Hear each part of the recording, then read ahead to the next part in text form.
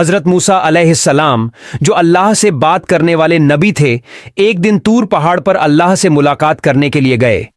तूर पहाड़ पर अल्लाह ताला ने गैबी आवाज के जरिए हजरत मूसा से बात की। हजरत मूसा ने बड़े अदब से पूछा, ऐ मेरे रब, जन्नत में मेरे साथ कौन होगा? अल्लाह ने जवाब दिया, हे मूसा, बनी इस्राएल के एक कसाई के साथ तुम जन्नत में रहोगे। यह सुनकर हजरत मूसा हैरान हुए और पूछा, ऐ अल्लाह, आपने मुझे नबी बनाया है, मेरे साथ तो दूसरे नबी, रसूल, औलिया और दरवेश होंगे। यह साधारण सा कसाई मेरे साथ जन्नत में क्यों होगा? कृपया मुझे इसका राज बताएं।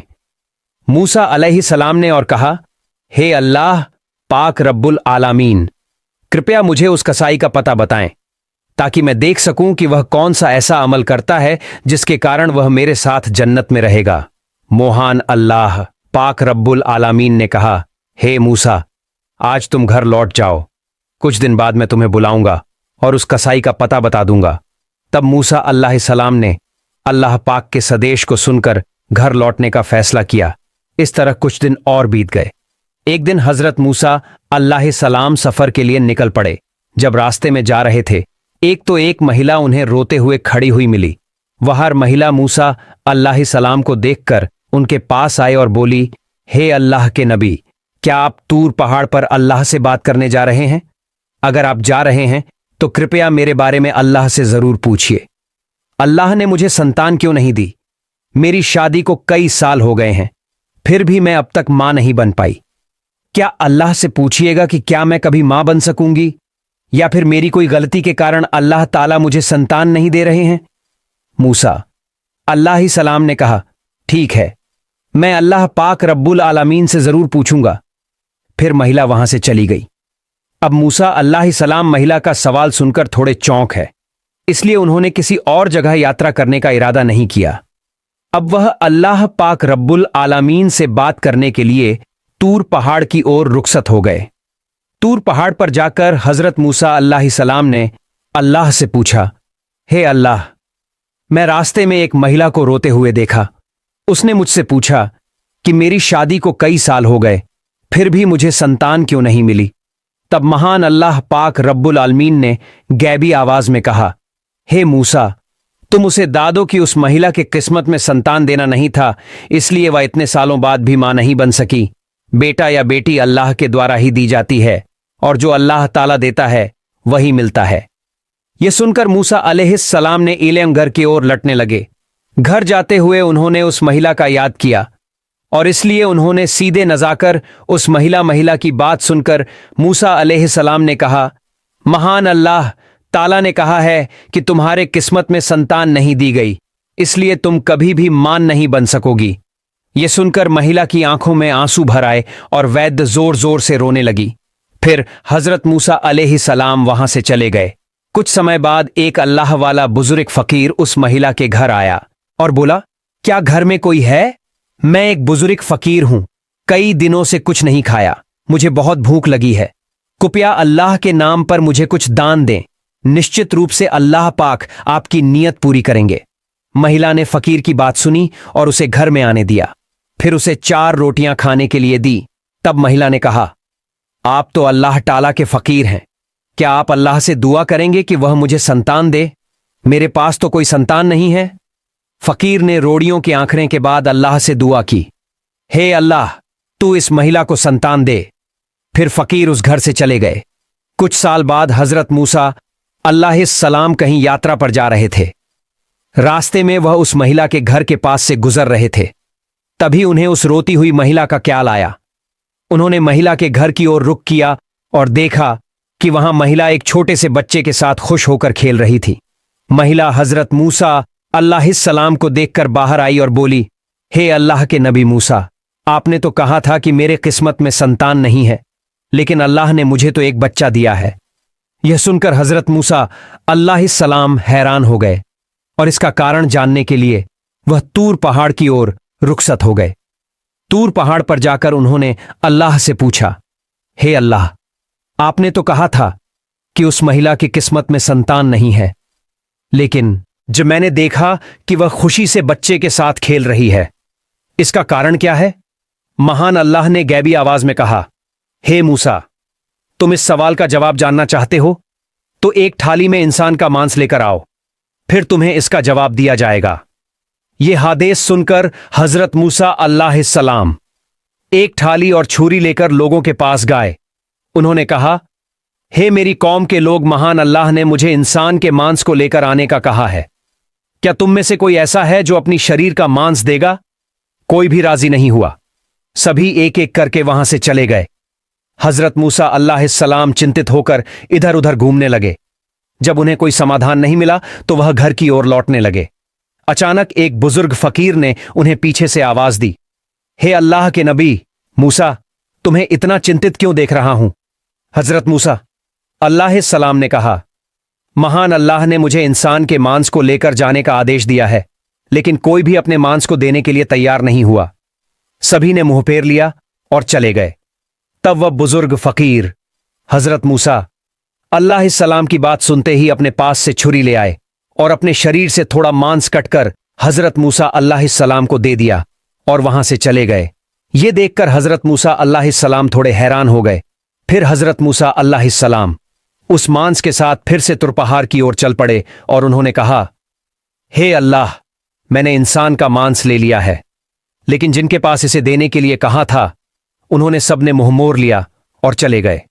सिर्फ एक बुजुर्ग फकीर ने अल्लाह का नाम सुनते ही अपनी शरीर से मांस काटकर मुझे दे दिया। तब महान अल्लाह पाक रब्बुल आलमीन ने गैबी आवाज के जरिए हजरत मूसा अलैहिस्सलाम से कहा, हे मूसा, इस मांस के लिए सब लोगों के पास जाने की जरूरत नहीं थी। तुम खुद ही पर्याप्त हैं। इसके माध्यम से तुमने अपना सवाल का जवाब पा लिया।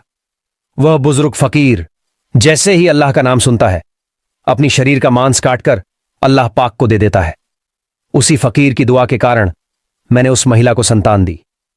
हे मूसा, जो व्यक्ति अल्लाह की राह में सब कुछ अर्पित कर देता है, जो कुछ भी है उसे दान कर देता है, अल्लाह ताला उसे सब कुछ दे देता है, यहां तक कि वह लिखा हुआ तकदीर भी बदल देता है। इस उत्तर को सुनने के बाद हजरत मूसा अलैहिस्सलाम अल्लाह पाक रब्बुल आलमीन के आदेश से घर लौट आए।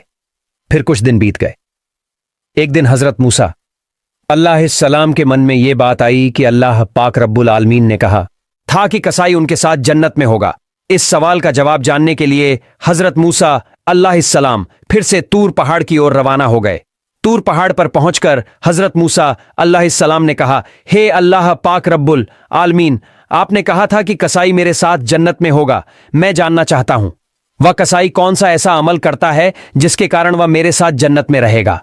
फिर महान अल्लाह ताला ने गैबी आवाज के माध्यम से उस कसाई का ठिकाना बता दिया। इसके बाद अगले दिन हजरत मूसा अलैहिस्सलाम एक रास्ता पार करते हुए उस कसाई के पास पहुंचे। कुछ देर बाद हजरत मूसा अलैहिस्सलाम ने देखा कि वह कसाई मां जो चल पड़ा। हजरत मूसा अलैहिस्सलाम भी कसाई के पीछे पीछे चल पड़े। एक समय के बाद वह कसाई अपने घर पहुंचा। हजरत मूसा अलैहिस्सलाम दूर से उस घर को देख रहे थे। मूसा अलैहिस्सलाम फिर से उस कसाई के पास गए और देखा एक अच्छे मांस का टुकड़ा अपने पास रखता है। तब एक ग्राहक आता है और कहता है, भाई, मुझे वो मांस का टुकड़ा दे दो जो तुम्हारे पास है, बदले में मैं तुम्हें ज्यादा दाम दूंगा। तब कसाई ने कहा, तुम चाहे जितना भी दाम दो, मैं वह मांस का टुकड़ा नहीं दूंगा। फिर कसाई ने कहा, यह मांस मैं अपने घर ले जाऊंगा। हजरत मूसा अलैहिस्सलाम ने मन में सोचा, घर में तो कोई नहीं है, तो कसाई क्यों मांस दे नहीं रहा है। फिर जब ग्राहक मांस देकर चला गया, कसाई ने दुकान बंद कर दी और वह मांस का टुकड़ा एक बैग में डालकर अपने घर की ओर चल पड़ा। यह देखकर हजरत मूसा अलैहिस्सलाम उसके पीछे पीछे चल पड़े। जब कसाई अपने घर पहुंचा, उस समय हजरत मूसा अलैहिस्सलाम ने घर से बाहर से आवाज दी, क्या घर में कोई है? मैं एक मुसाफिर हूं। फिर कसाई बाहर आकर हजरत मूसा अलैहिस्सलाम से पूछा, क्या आप चाहते हैं? भाई, आप कौन हैं? मुझे तो ठीक से पहचान नहीं पाया। तब हजरत मूसा अलैहिस्सलाम ने कहा, मैं एक मुसाफिर हूं, क्या आप मुझे इस रात को अपने घर में ठहरने का स्थान देंगे? कल सुबह होते ही मैं अपने गंतव्य की ओर चल दूंगा।